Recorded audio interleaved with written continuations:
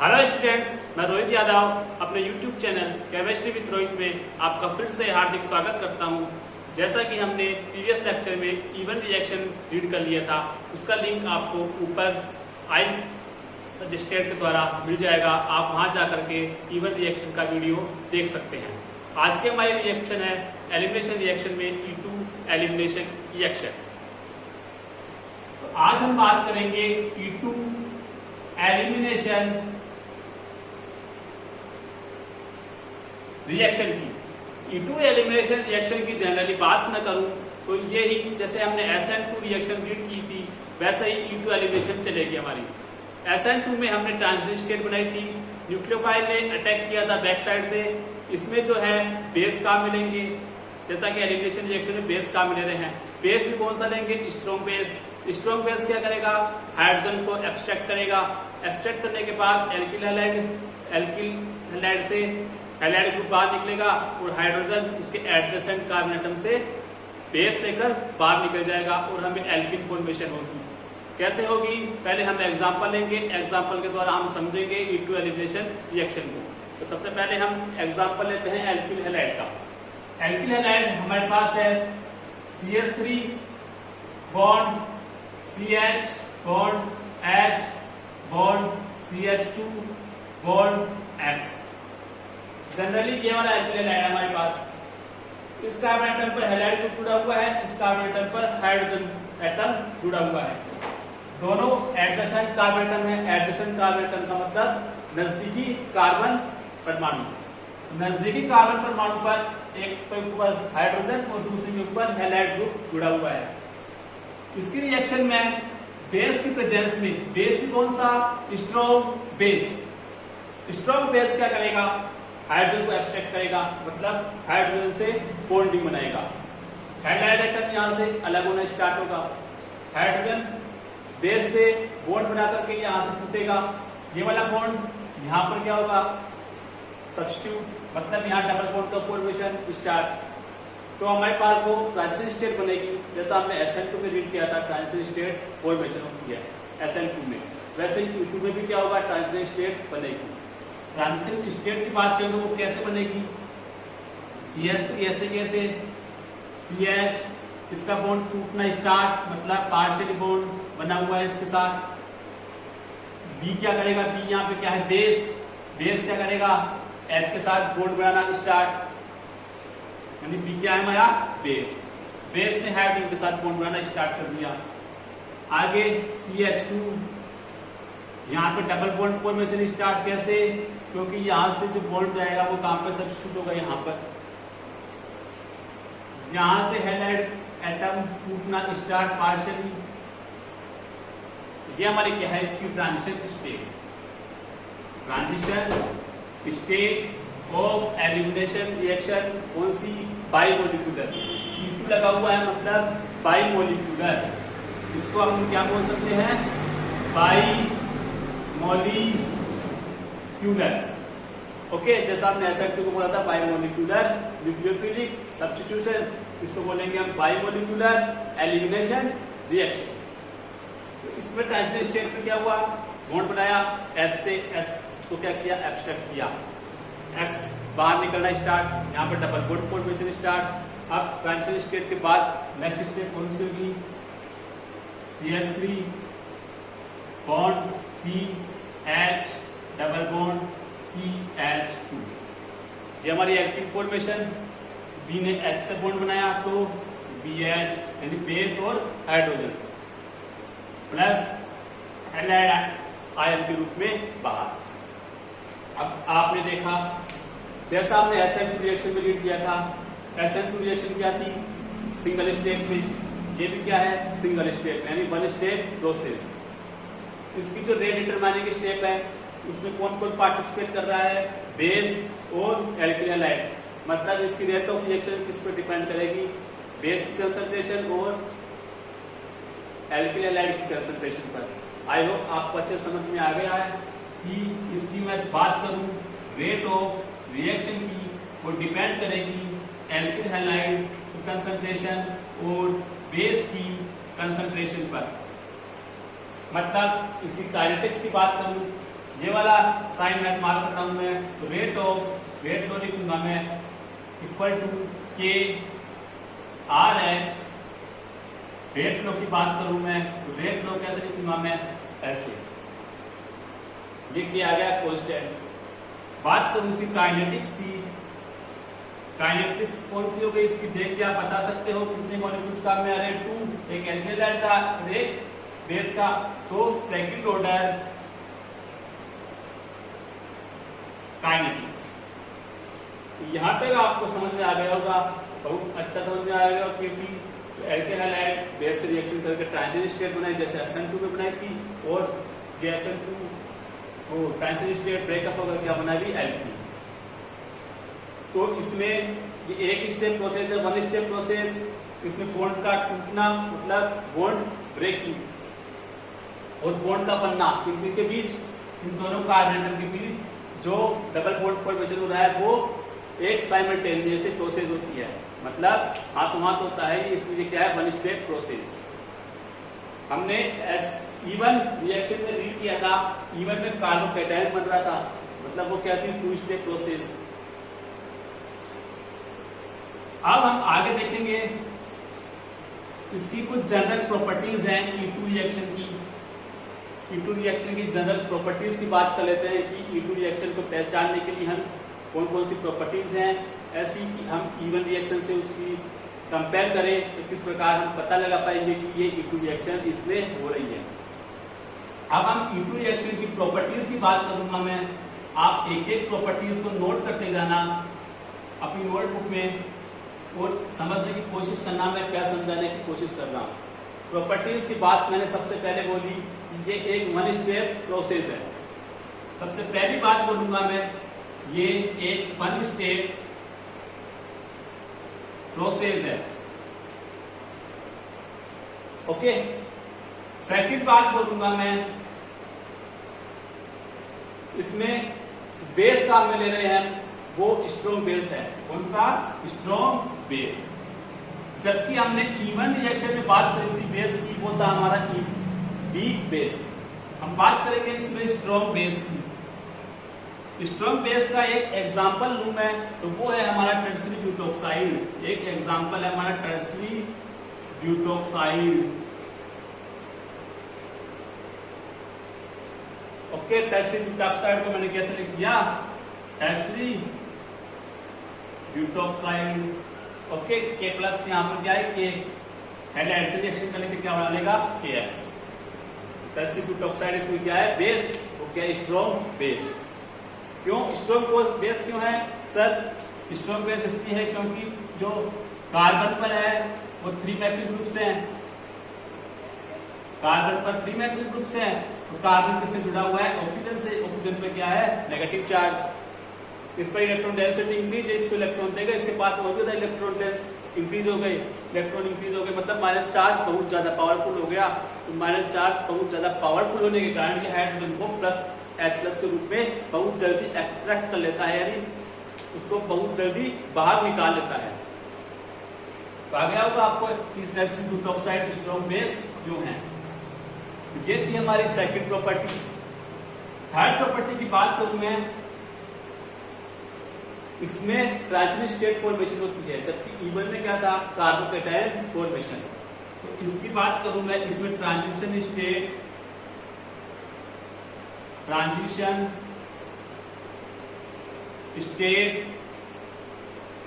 Formation, okay. Transition state formation, transition state formation. और fourth property की बात करूं मैं, फोर्थ प्रॉपर्टी में मैं आपको नोट करवाऊंगा, इसमें जो पोजीशन होनी चाहिए बोथ लिविंग ग्रुप की, जो भी लिविंग ग्रुप्स हट रहे हैं कौन कौन से, एक तो हैलाइड एटम और दूसरा हाइड्रोजन एटम, दोनों की पोजीशन है वो एंटी पेरिप्लेनर पोजीशन में होनी चाहिए। मतलब अगर ब्रोमीन एटम या हैलाइड एटम की बात करें हम, वो अगर एक्सियल पोजीशन पर है, तो अगर हाइड्रोजन हट रहा है तो वो इक्वेटोरियल पोजीशन पर होना चाहिए। एक्सियल और इक्वेटोरियल क्या होते हैं ये हम स्टीरियोकेमिस्ट्री में रीड करेंगे, ओके। मैं बात कर रहा हूं anti periplanar position, anti periplanar planar position. Anti periplanar position की बात मतलब कि जो लिविंग ग्रुप्स हैं वो दोनों एंटी पोजीशन पर होनी चाहिए, एंटी पोजीशन पर, एज फार एज अपार्ट। इसका मतलब क्या है, जितनी दूर हो सके उतनी दूर होने चाहिए और एक दूसरे के विपरीत मतलब 180 डिग्री पर। आप ऐसे समझो इजीली लैंग्वेज में कि एंटी का मतलब क्या है कि अगर ब्रोमीन एटम एक साइड में है तो हाइड्रोजन एटम हटेगा तो उसके अपोजिट साइड में बिल्कुल 180 डिग्री में होना चाहिए। तो ये है एंटी पेरिप्लेनर पोजीशन। एक एग्जांपल लेके बताता हूं मैं एंटी पेरिप्लेनर पोजीशन के बारे में, ताकि आपको थोड़ा बहुत नॉलेज हो जाए कि किस तरह से एल्कीन बनेगी एंटी पेरिप्लेनर पोजीशन से। हाइड्रोजन और एल्किल हैलाइड में से जो वो हैलाइड एटम रिलीज होगा उसको हटने पर एल्कीन बनेगी। वो कैसे बनेगी, जैसे मेरे पास एक साइक्लो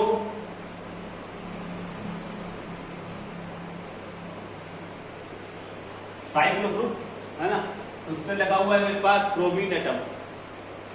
ये ब्रोमीन है एक्सियल पोजीशन पर, मतलब ये जो बिल्कुल ब्लैक वाला साइन मार्क होगा वो बताएगा आपको ये ब्रोमीन एटम प्लेन में है। इसमें प्लेन में यहां पर से हाइड्रोजन हटेगी और यहां पर से एडजेसेंट कार्बन एटम से। इसका मतलब है यहां पर एक कार्बन है, यहां पर एक कार्बन है और यहां पर एक कार्बन है। यहां पर है टोटल कितने कार्बन है, 6। हमें हटाना हाइड्रोजन कहां से है, उसके पास वाले कार्बन से।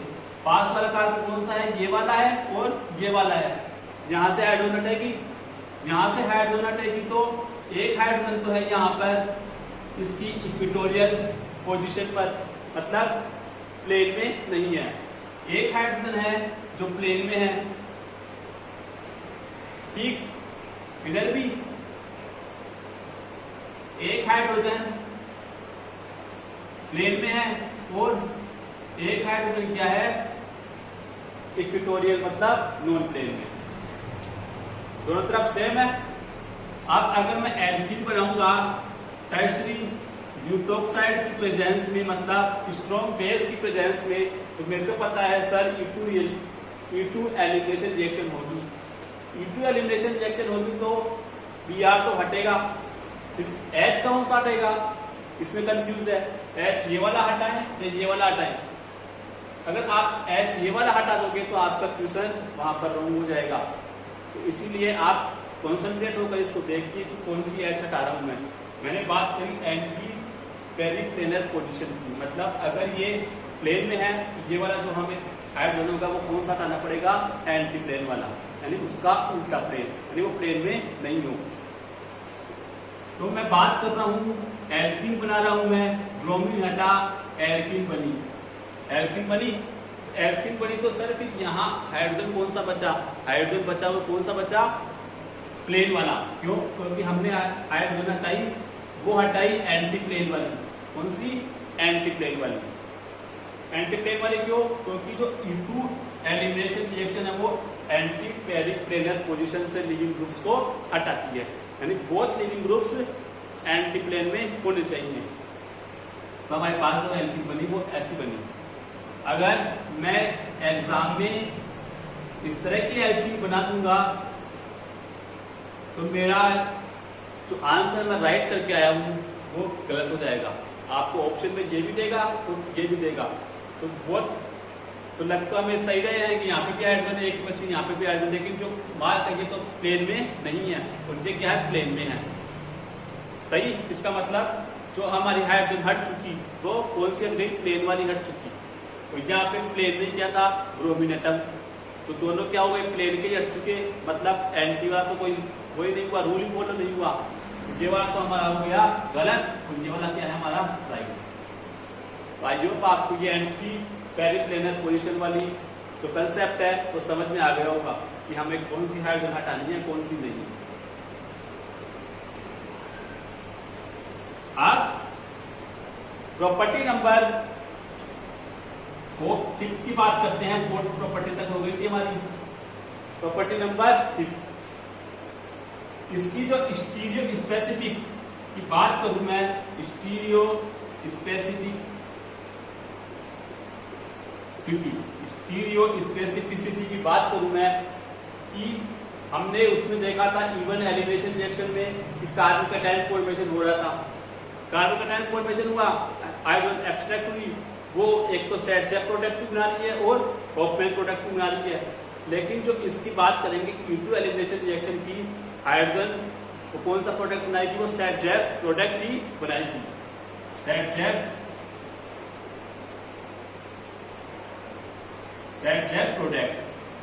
प्रोडक्ट का मैंने बता चुका हूं आपको क्या होता है सेट जैप प्रोडक्ट। अगर एल्कीन है हमारे पास, एल्कीन के पास वाले दोनों कार्बन्स हैं, उन दोनों कार्बन्स पर अगर मोर सब्स्टिट्यूटेड एल्कीन ग्रुप जुड़े हुए हैं तो वो क्या होगी, हमारी मोर स्टेबल एल्कीन। कैसे? More substituted alkene, C double bond C है हमारे पास।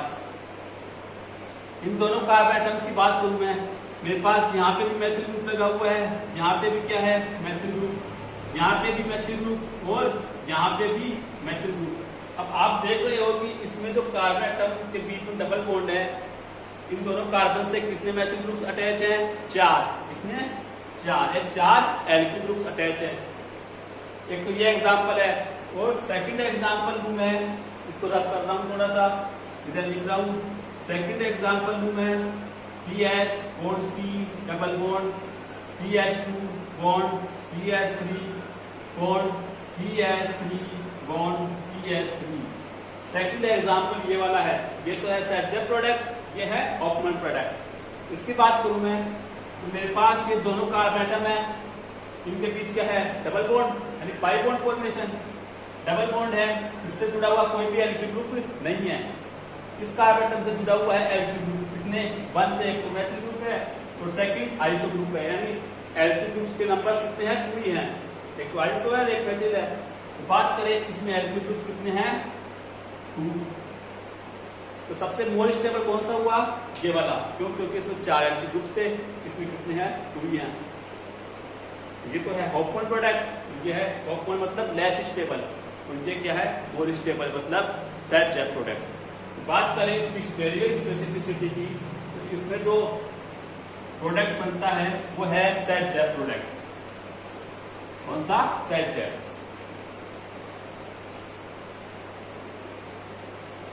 जबकि इवन रिएक्शन में सेट जैप और होफमैन दोनों बन रहा था, या बोल सकते हो आप इवन में सिस और ट्रांस दोनों बन रहे थे, जबकि इसमें जो सबसे मोर बनेगा, सबसे ज्यादा प्रोडक्ट बनेगा वो बनेगा ट्रांस। ट्रांस क्यों? क्योंकि जो हटेंगे ग्रुप्स वो एंटी पेरिप्लेनर में होने चाहिए, जैसा मैंने अभी बताया पहले। अगर एंटी पेरिप्लेनर में होंगे तो बनने वाला प्रोडक्ट होगा वो ट्रांस होगा। जबकि इवन में कौन सा बन रहा था? सिस भी बन रहा था और ट्रांस, यानी इसमें जो बनने वाला प्रोडक्ट है वो कौन सा? ट्रांस बनेगा ज्यादा मोर।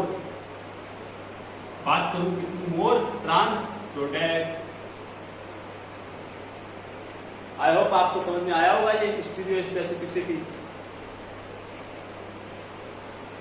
अब बात करूं 6 प्रॉपर्टी की, आप नोट करते जाना, मैं इसको रफ करता जा रहा हूं, वीडियो को पॉज करके आप नोट कर सकते हो। प्रॉपर्टी नंबर 6, प्रॉपर्टी नंबर 6 की बात करूं तो इसमें मैं बताऊंगा आपको hydrogen and deuterium isotopic effect. Hydrogen and deuterium isotopic effect मतलब इसका मतलब क्या है? ये हाइड्रोजन के आइसोटोप कौन कौन से होते हैं आप जानते हो? Hydrogen, deuterium and tritium. तो मैं बता रहा हूं हाइड्रोजन और ड्यूटेरियम आइसोटोपिक इफेक्ट। इसका मतलब है कि कौन सा आइसोटोप, यानी हमारे जो हैलाइड के हटने के बाद हाइड्रोजन हटती है, अगर मैं उसकी जगह ड्यूटेरियम लगा दूं तो ड्यूटेरियम पहले हटेगा या हाइड्रोजन पहले हटेगी? तो यही क्या है? Hydrogen deuterium isotopic effect. इसका मैं एग्जाम्पल लेके इसको इजी लैंग्वेज में समझाने की कोशिश करूंगा। एक तो हमारे पास जुड़ा हुआ है CH, एक जुड़ा हुआ है D। यहाँ पे जुड़ा हुआ है हमारे पास CH2Br। ओके, हमारे सबसे पहले हटा क्रोमीन और बेस ने अटैक किया किसके ऊपर? या तो हाइड्रोजन पर अटैक करेगा या ड्यूटेरियम पर। ड्यूटेरियम पर भी अटैक कर सकता है बेस। क्योंकि ये तो आइसोट्रोपिक तो है हाइड्रोजन का, तो इसमें भी अटैक कर सकता है, इसमें भी अटैक कर सकता है। अब किसको एब्स्ट्रैक्ट जल्दी करेगा, यानी किसके हटने की दर ज्यादा होगी, वो किस पे डिपेंड करेगी, आइसोट्रोपिक इफेक्ट पर। ये क्या है, हाइड्रोजन ड्यूटेरियम आइसोट्रोपिक इफेक्ट। बात करूं मैं किसके हटने की दर ज्यादा होगी, तो बात करूं आइसोट्रोपिक इफेक्ट की, तो हाइड्रोजन की हटने की दर ज्यादा होती है किसके रेस्पेक्ट में, ड्यूटेरियम के रेस्पेक्ट में। ओके, तो मैं इससे एल्कीन बनाऊंगा, तो एल्कीन जो बनेगी मेरी वो बनेगी CH3 CD double bond CH2, मतलब ड्यूटेरियम हटा नहीं हमारा, कौन सा हटा, हाइड्रोजन। बेस ने किसको एब्स्ट्रैक्ट किया, हाइड्रोजन को, ना कि ड्यूटेरियम को। यानी हाइड्रोजन की जो एब्स्ट्रैक्ट होने की दर है वो किससे ज्यादा है, ड्यूटेरियम से। ये है हमारी प्रॉपर्टी नंबर 6। प्रॉपर्टी नंबर 7 की बात करूं मैं, तो मैं आपको इसमें बताऊंगा कि एल्किल हैलाइड का ऑर्डर ऑफ एल्किल हैलाइड। अब तक आपने SN1 रिएक्शन में order of alkyl halide read किया है 3 to 1, यानी 3 degree, 2 degree and 1 degree. SN2 में रीड किया है 1 to 3, E1 में रीड किया है 3 to 1। अब E2 में एल्किल हैलाइड का ऑर्डर कौन सा होगा, इसमें भी कौन सा होगा, 3 to 1। 3 degree alkyl halide, 2 degree alkyl halide and 1 degree alkyl halide. लेकिन जनरली इसमें होता क्या है, E2 रिएक्शन में 1 और 2 डिग्री, 1 डिग्री एल्किल हैलाइड और 2 डिग्री एल्किल हैलाइड, ये E2 elimination reaction easily show करते हैं बजाय किसके, 3 डिग्री के। मतलब 1 और 2 डिग्री एल्किल हैलाइड अच्छा प्रोडक्ट देते हैं किसके बजाय, 3 डिग्री के। दिखाता तो 3 डिग्री भी है, लेकिन 1 डिग्री और 2 डिग्री अच्छे एग्जाम्पल है किसके, E2 एलिमिनेशन रिएक्शन की। मतलब इसमें जो RH का ऑर्डर, किसी प्रकार का ऑर्डर ये फॉलो नहीं करता है। जनरली हमें अगर एग्जाम में आ जाए कौन सा ऑर्डर फॉलो करता है, वैसे तो 3 डिग्री, 2 डिग्री, 1 डिग्री है, लेकिन जनरली हम इसका ऑर्डर मानते नहीं है। मानते क्यों नहीं है, क्योंकि ये 1 डिग्री, 2 डिग्री ज्यादा दिखाता है E2 एलिमिनेशन रिएक्शन। तो हमारे ये रूल क्या हो जाता है, फॉलो नहीं करता है, यानी कोई सा भी ऑर्डर ये जनरली दिखाता नहीं है। लेकिन जो अगर एग्जाम में अगर दे दे ऑर्डर, हमें दे दे कौन सा ऑर्डर दिखाता है, हमें 4 ऑप्शन दे दे कि 3 degree, 2 degree, 1 degree, 2, 3, 1, 1, 2, 3, 1 degree, 2 degree, 3 degree, ये 4 ऑप्शन देते हैं हमें। तो इसमें जो आंसर आएगा वो ये वाला आएगा, E2 एलिमिनेशन रिएक्शन और E1 एलिमिनेशन रिएक्शन और SN1, तीनों का यही ऑर्डर होता है, E1 और E2 का। ये वाला ऑर्डर है वो है SN2 का। आ गया समझ में? अब बात करते हैं हम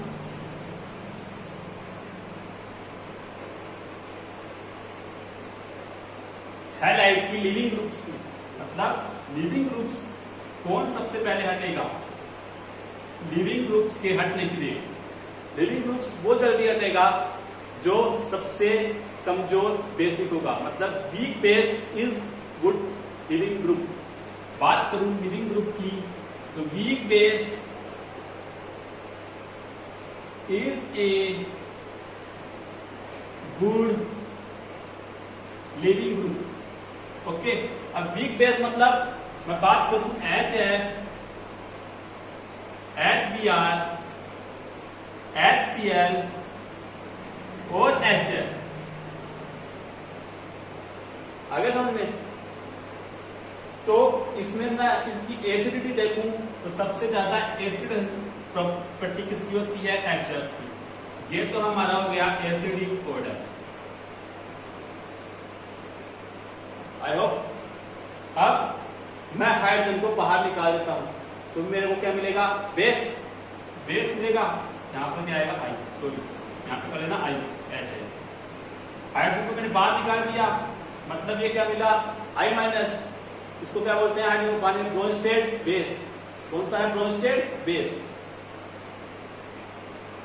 इसका हाइड्रोजन बाहर निकाल तो क्या मिला मेरे को Br माइनस, क्या मिला Cl माइनस, यहाँ क्या मिला F माइनस। अब मैं देखूं ये वाला कौन सा हो गया वीक बेस, वीक बेस, ये उससे थोड़ा स्ट्रॉन्ग बेस, ये उससे भी थोड़ा स्ट्रॉन्ग बेस, ये क्या है सबसे स्ट्रॉन्ग बेस। यानी एसिडिक प्रॉपर्टी में देखूं तो ये तो क्या है स्ट्रॉन्ग एसिड, स्ट्रॉन्ग एसिड का उल्टा ये क्या हो जाएगा वीक बेस। तो बात करूं मैं I माइनस क्या है वीक बेस, सबसे इन चारों के कंपैरिजन में I माइनस क्या है सबसे वीक बेस। ये वीक बेस है तो weak base is a good leaving group, तो सबसे गुड लिविंग ग्रुप कौन सा होगा I माइनस। तो बात करूं E2 एलिमिनेशन रिएक्शन के कुछ एग्जांपल दे दूं मैं आपको, आप उसको देख के बता सकते हो कि ये E2 elimination reaction easily show कर देगा। जैसे एग्जांपल दूं मैं CH3 CH2 CH2I CH3 CH2 CH2 Br CH3 CH2 CH2 Cn और CH3 CH2 CH2 F। इन चारों में E2 एलिमिनेशन रिएक्शन सबसे इजीली किसमें होगी इसमें। क्यों? अगर मैं I को I माइनस के रूप में बाहर निकालूंगा मतलब ये क्या है हमारा गुड लिविंग ग्रुप, यानी बहुत जल्दी बाहर निकल जाएगा। गुड लिविंग ग्रुप है तो इस पर अटैक करेगा कौन बेस, जल्दी से हमारी रिएक्शन क्या होगी पॉसिबल होगी। तो I minus good leaving group होने के कारण ये रिएक्शन इजीली इसकी रेट जो है वो ज्यादा है किससे, इन तीनों के रेस्पेक्ट में। आई होप ये आपको समझ में आया होगा E2 एलिमिनेशन रिएक्शन का हाइड्रोजन और ड्यूटेरियम आइसोटोपिक इफेक्ट। और ऑर्डर ऑफ सेकंड प्रॉपर्टी क्या थी, ऑर्डर ऑफ एल्किल हाइड, ये बताया मैंने कौन सी B21। और एथ प्रॉपर्टी मैंने क्या बताई लीविंग ग्रुप की, लीविंग ग्रुप की प्रॉपर्टी मतलब वीक बेस, ये सबसे वीक बेस और ये वाला उससे स्ट्रॉन्ग बेस Br माइनस, फिर Cl माइनस सबसे स्ट्रॉन्ग, फिर सबसे स्ट्रॉन्ग Cl माइनस से भी F माइनस। यानी इधर तो क्या है स्ट्रॉन्ग बेस, इधर क्या है वीक बेस, और ये हमारा ऑर्डर है लिविंग ग्रुप का। लिविंग ग्रुप का मतलब ये लिविंग ग्रुप अच्छा है तो ये वाला लिविंग ग्रुप थोड़ा बहुत ही कमजोर, तो ये ऑर्डर है हमारा लिविंग ग्रुप का। अगर मैं इसकी बेसिसिटी की बात करूंगा तो सबसे स्ट्रॉन्ग बेस कौन सा होगा F माइनस, फिर Cl माइनस, फिर Br माइनस, और सबसे कम बेस कौन सा होगा या सबसे कमजोर I माइनस। जब बेसिसिटी ऑर्डर की बात करूं अब मैं इनकी बेसिसिटी ऑर्डर लिखूंगा तो आपको पता चल गया होगा कि स्ट्रॉन्ग बेस कौन सा है F minus, Cl minus, Br minus और I माइनस। ये हो गया बेसिसिटी ऑर्डर। अब नेक्स्ट पॉइंट की बात करें हम E2 एलिमिनेशन रिएक्शन की।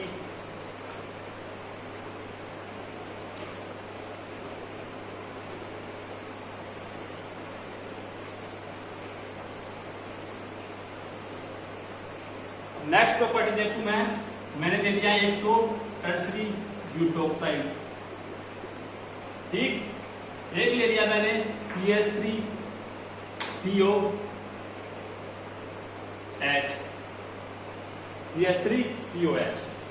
ये मेरे पास दो सोलवेंट है, मैं बात कर रहा हूं सोलवेंट, तो क्या है सोलवेंट। सोलवेंट जो इसमें E2 एलिमिनेशन रिएक्शन में काम आएगा वो आएगा एप्रोटिक सोलवेंट। कौन सा? एप्रोटिक सोलवेंट, ठीक। अब मेरे पास ये क्या है दो बेस है, अब मेरे को पता है ये तो बनाएगा टर्शरी ब्यूटोक्साइड आयन, ये बनाएगा CH3COH, जैसे कैसे रहेगा ये अल्कोहल है। अब जब मैं सबस्ट्रेट कोई सा भी हो सकता है मेरे पास E2 एलिमिनेशन रिएक्शन में, सबस्ट्रेट में क्या करेगा ये जो एप्रोटिक सॉल्वेंट है इस टर्शरी ब्यूटोक्साइड को सोल्वेनाइजेशन या इजीली इसका सॉल्वेशन नहीं कर पाएगा, इसका टर्शियरी ब्यूटाइल ऑक्साइड का। और CH3COH का एप्रोटिक सॉल्वेंट क्या कर देगा, सोल्वेनाइजेशन कर देगा, मतलब उसका सॉल्वेशन कर देगा। इसका तो सॉल्वेशन नहीं कर पाएगा टर्शियरी ब्यूटाइल ऑक्साइड का, तो इसका कर देगा सॉल्वेशन। सॉल्वेशन मतलब इसके साथ एप्रोटिक सॉल्वेंट के साथ हाइड्रोजन बॉन्डिंग में आएगा, ये आएगा समझ में। और ये हाइड्रोजन बॉन्डिंग या सॉल्वेशन उसका नहीं हो पाएगा। इसका सॉल्वेशन नहीं हो पाएगा, उससे क्या होगा, ये मोर रिएक्टिव है इसमें E2 एलिमिनेशन में बजाय इसके। अब बात करूं इन दोनों बेस की, बात कर रहा हूं मैं टर्शियरी ब्यूटाइल ऑक्साइड और CH3COH में। इन दोनों में सबसे ज्यादा या मोर स्ट्रॉन्ग बेस कौन सा है, इसमें एप्रोटिक सॉल्वेंट में। सॉल्वेंट कह रहा हूं मैं एप्रोटिक सॉल्वेंट, जैसा कि हमने SN2 में लिया था, वैसे ही इसमें भी aprotic solvent tertiary butyl oxide और CH3COH में कौन मोर स्ट्रॉन्ग है। तो कैसे पता लगाएंगे कि टर्शियरी ब्यूटाइल ऑक्साइड है वो एप्रोटिक सॉल्वेंट में उसका सॉल्वेशन नहीं होने के कारण ये इजीली रिएक्शन के लिए अवेलेबल रहता है, जबकि CH3COH इसके साथ एप्रोटिक सॉल्वेंट के साथ हाइड्रोजन बॉन्डिंग बनाने के कारण इजीली अवेलेबल नहीं रहता है। इसलिए इसके जो बेसिक प्रॉपर्टीज हैं वो बहुत कमजोर हो गई, जबकि ये अवेलेबल होने के कारण इसकी जो बेसिक प्रॉपर्टी है वो मोर स्ट्रॉन्ग है बजाय इसके। इसलिए टर्शियरी ब्यूटाइल ऑक्साइड आयन है वो क्या है, मोर स्ट्रॉन्ग बेस है किसके रेस्पेक्ट में, इसके रेस्पेक्ट में। आ गया होगा आपको समझ में कि ये बेस स्ट्रॉन्ग क्यों है, ये स्ट्रॉन्ग क्यों नहीं है। जब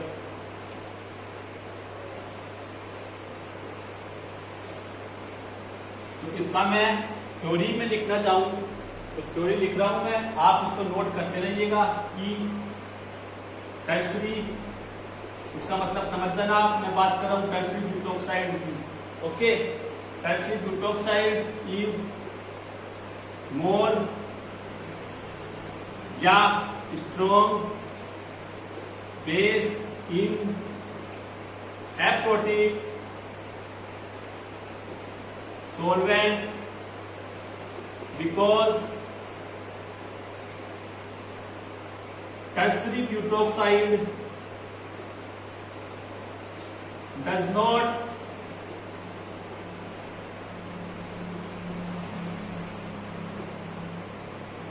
solvation, does not show solvation property. So it is easily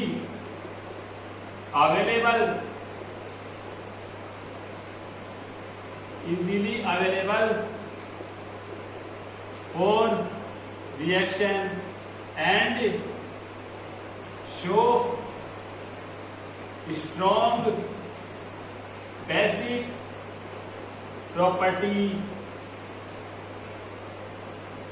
आ गया होगा आपको समझ में। Tertiary butyl oxide is more strong base in aprotic solvent because tertiary butyl oxide does not show solvation property, so it is easily available for reaction and show strong basic property.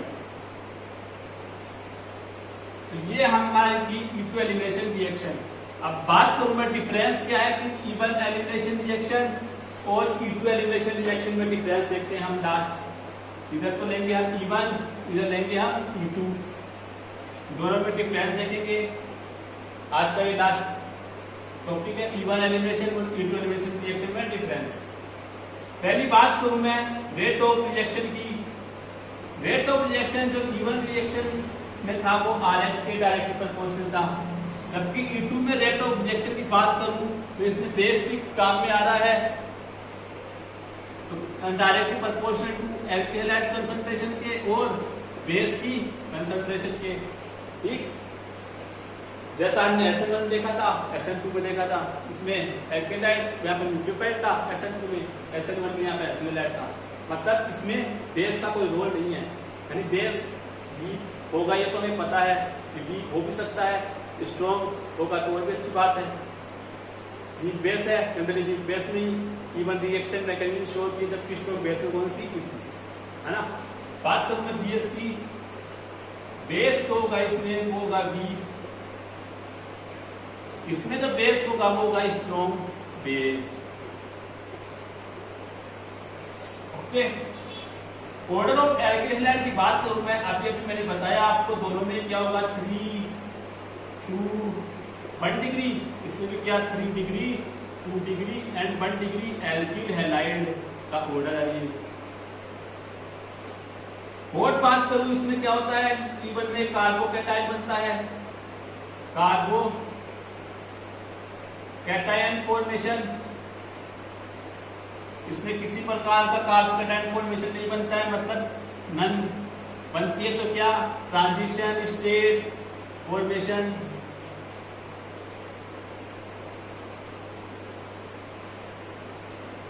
Fifth में बताऊं hydrogen deuterium effect की, तो even elimination reaction है वो H और D isotopic effect show नहीं करता। Isotopic effect does not show, और इसमें क्या होता है ऑब्जर्व होता है हाइड्रोजन ड्यूटेरियम इफेक्ट। यहां तक नोट करो और डिफरेंस देखते हैं हम। आई होप आपने नोट कर लिया होगा। डिफरेंस नंबर 6 की बात करूं मैं, यानी स्टीरियो स्पेसिफिक। ये क्या करता है, स्टीरियो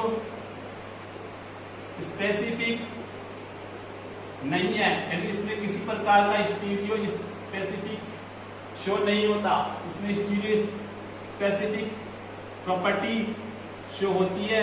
कैसे, जैसा मैंने बताया ये ट्रांस प्रोडक्ट बनाता है, जबकि ये सिस और ट्रांस दोनों बनाता है, मतलब ये मिक्स्ड, ये क्या है मिक्स में, ये मिक्स प्रोडक्ट बनाता है सिस और ट्रांस, या हॉफमैन और सेटजेक, और ये खाली क्या बनाता है सेटजेक प्रोडक्ट। इसकी बात करूं मैं 7 नंबर की डिफरेंस की, जैसा मैंने बताया आपको E2 एलिमिनेशन रिएक्शन में एंटी पेरिप्लेनर पोजीशन पर होनी चाहिए both leaving group. Both leaving groups are in anti periplanar position, anti periplanar position पर होने चाहिए कौन, बोथ लिविंग ग्रुप। एच का मतलब यहाँ क्या है लिविंग ग्रुप। एक लिविंग ग्रुप तो कौन सा है हैलाइड, और दूसरा लिविंग ग्रुप कौन सा है हाइड्रोजन। इसमें इस प्रकार की कोई पोजीशन नहीं होती, किसी भी पोजीशन से हट सकता है, बोथ लिविंग ग्रुप्स प्लेनर से भी और एंटी प्लेनर से भी, यानी both positions are allowed. Both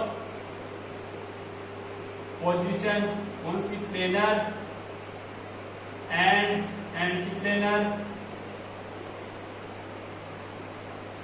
both position are allowed. Okay, ये था हमारा आज का lecture E2 elimination reaction. Next lecture में हम रीड करेंगे SN1, SN2, E1 और E2 में आपस में कैसे डिफरेंस पता करें, कि हमें कोई एग्जांपल दे दे कि इसमें E1 रिएक्शन होगी, E2 होगी, SN1 होगी, SN2 होगी, तो कैसे पता करेंगे। ये एक बड़ा कंफ्यूजन रहता है स्टूडेंट्स के दिमाग में। हमने एक एक रिएक्शन मैकेनिज्म को रीड किया, पहले SN1 को अलग किया, SN2 को अलग किया, E1 को अलग किया और E2 को अलग किया। उसमें तो हम एग्जांपल देते तो हम पता लगा देंगे कि SN1 रिएक्शन पढ़ा रहे हैं सर, तो SN1 की एग्जांपल ही है ये। लेकिन जब मैं एक साथ एग्जांपल दूंगा आपको 5-6, तो आप फाइंड आउट नहीं कर पाओगे कि इसमें SN1 है, E1 है, E2 है या SN2 है।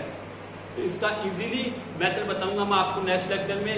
आप तब तक के लिए वेट कीजिएगा, इस वीडियो लेक्चर को अच्छे से देखिए। Thank you for watching this video. इसको लाइक, सब्सक्राइब और शेयर जरूर कीजिएगा, और प्रेस द बेल आइकन, ताकि आपको हमारे जो वीडियोस हैं नोटिफिकेशन में मिलते रहे और आपको वो अच्छे से समझ में आए। तो थैंक यू, बाय बाय।